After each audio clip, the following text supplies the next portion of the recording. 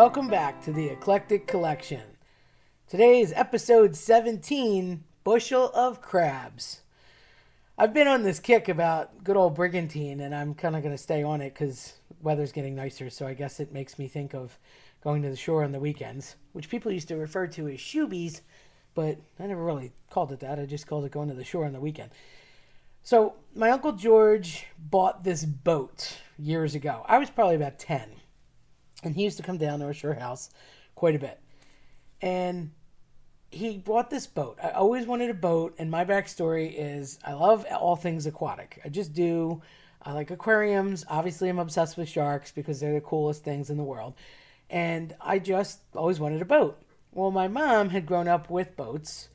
Dad kind of always wanted one, but Mom got seasick, so we never did that. They weren't much for cruising, so I just like boats. I was always interested, intrigued by boats. I would sooner go into the sea and the ocean and go look at Titanic before I'd ever think about going in space. So my Uncle George bought this boat. I don't know how that happened. It was off some guy. I don't know the deal. I was like 10. It was a white boat with some green stripes, and it said Jaspar on the side. And I don't know what that is. I don't know. It wasn't the name. I don't know if it was a company of something, but I've never seen it before or since. Maybe it's a boating thing. I don't know. But I usually think Evinrude, Mercury, etc. It was not the motor, and it wasn't the name of the boat. I don't know where he got it from. For all I know, knowing my uncle, it was a police sale. But anyhow, I have no clue where it came from. And it was on a trailer. And he parked it outside. He towed it down, and he parked it outside. And he said, "Oh, we're going to go crabbing this weekend." And we always used to go crabbing, but obviously we would just be on the end of the mud hole, as we used to call it, on this turnaround in Absecon. We would drive off the island, and there was just this really yucky, muddy spot, but it was great. You could cast traps, and we would sit around all day from 4 in the morning to 10, and it was fantastic. So this was making it legit crabbing. We were going to actually go on a boat. So we were all excited. Prepped everything, and it was like a bow rider kind of a thing. It was just a little open, it wasn't a jet boat, but it was just a little boat. It was more than a dinghy, and didn't have a cuddy cabin or anything, but just that was that. Okay, fine. We get all psyched. Dad's excited. Get the traps, get the bait. Get up really early, outside 4 o'clock in the morning. Drive down to at the time what was Vince's dock and is soon to be no more. Although I think it's going to be a private dock, and that makes me sad. And we back up. He had a little truck. It was like a Ranger, so it could barely tow this thing. And he backed it up into the water.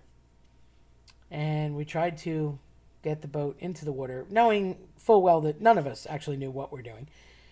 And it's when we realized that all of the little rollers on the trailer were so rusted shut that it was a good chance this boat hadn't moved in centuries. It took from 4 a.m. until 7:12 a.m. just to get the boat in the water.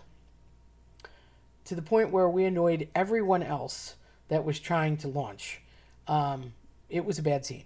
Could not get the boat in the water, couldn't get it to move, couldn't reverse it correctly. He wasn't the best driver. Finally got it lined up. No, wouldn't come off. WD-40. We're digging through the truck to try and find stuff. Hardware store's not open. We're trying to use water. It's a bad scene. Can't get it to even budge. And we're afraid if we push it, it's just going to end up smashing into the little bit of concrete up until the water. We finally, 3 hours later, get the boat into the water circa 7 o'clock. And it was just me, my dad, and my uncle. My brother wasn't down for some reason, but he definitely would have been helpful on this adventure. And boat gets in the water. We move the trailer and the truck. We jump in the boat. And engine doesn't start. Just doesn't start. Trying to pull it and pull it and pull it. Nope. Not even no, just nothing. Absolutely nothing. So here we go again with, ether this and WD-40 and random rags with grease are coming out. I don't know what they're doing. And I'm just sitting there really wanted to go crabbing, excited to be on a boat. Technically not even floating yet because we're about 4 inches from concrete. Don't know what's happening. Well, 7:15-ish turned into 8:15, which turned into 9:15. And eventually that turned into somewhere around 10:30. And the boat never started. So we had made this promise that we were going to catch so many crabs that was going to be dinner that night for everybody. And there were probably 12 people at the house. So after much trying to get this to function, defeat was imminent. And my dad was just not the kind of guy to give up on things. So he was like, we got to make this work. I can't believe this, George. Why can't we get this? Yeah. And he's trying and trying, but neither is really a mechanic. They're just sort of handy guys. And it's not going to happen. So now we have the problem of we're literally dead in the water. And now we have to get the boat back on the trailer.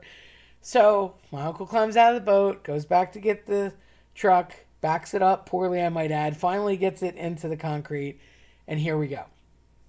It took us from 10:30 until approximately 12:15 with the help of many other annoyed fishermen nearby to get the boat back on the water, frankly, just so we could clear the launch pad of the dock and they could get their boats out because they literally wanted to lynch us.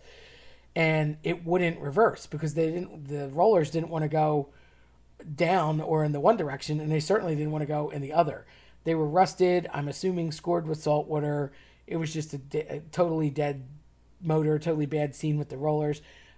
We later determined the spark plugs were all bad in the boat, and I have since learned that it's really just your spark plugs, your motor, and if there's actually a damaged hull, that are really the only three big things with boats. At least so say lots of boats people to me, because I've since begun investigating it because I'm on a mission to not have this ever happen again and not be teased by getting so close to being on a boat and not being able to do it. So circa 12:30, we finally get the boat back on the actual trailer. Everyone's annoyed. We pull out of the dock because we were getting nasty looks. And I looked at my dad and I said, I know you don't want to hear this right now, but everybody thinks we're going to bring back crabs. Mom's making spaghetti and crabs. Need the crabs to do that. Any thoughts here? Because we're kind of late. We usually come home by 10:30, so they'll believe that we would be out later because we're on a boat, but we have nothing to show for this, so what are we going to do? And he was like, yeah, that's true. We got to go find something. So we packed everything up and drove around with this lame boat that was probably not secured on the back of the trailer, at this point tied with like zip ties and faith, and drove off the island to Absecon, where we normally go actually crabbing. And I thought we were going to go crabbing for real, which is kind of late because apparently mud digging little blue claws like to come out early in the morning or with the tide. But no, Dad actually drove to a seafood guy, found a crab stand, and bought a bushel of crabs. We took it back, brought it to the house, put the crabs out back, cleaned them, disposed of the bushel, put them in a pot, and brought them inside all clean and ready to go because we take the backs off of our crabs and clean them out. And then, garlic oil, beer, salt, pepper kind of a thing, and steam them. Although some people do like the innards. No thank you, I say, to mustard and creepy innards. And they were sitting in the sink in the pot ready to go by the time everybody woke up, came back from the beach.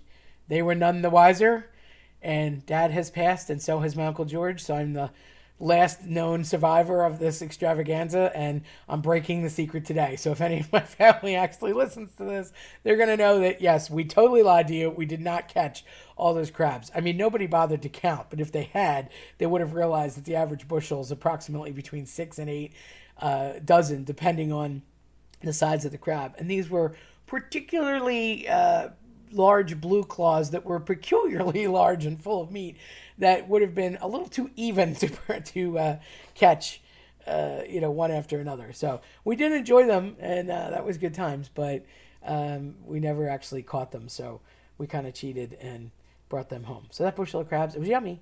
And everybody thought we did a great job, but nobody actually noticed that the boat was held together with paint outside, not quite sitting correctly on the trailer.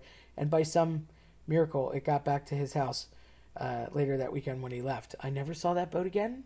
I never asked questions about it again. And I'm pretty sure that he doesn't talk to that guy, never talked to that guy again that sold it to him after that little moment. But moral of the story is, don't always count on a boat if you haven't checked it out of the water before. I know I've learned that lesson, and I'm really interested in getting one, and hopefully someday I will, but I keep asking questions because A lot of knowledge is never going to hurt any situation, and I certainly don't know what I'm doing. So maybe I'll start with just getting the license. That's probably a good step one. If you like today's episode, check us out at eclecticcollectionpodcast.com or follow us on your preferred platform. I'm Terry Tenaglia. Thanks for listening.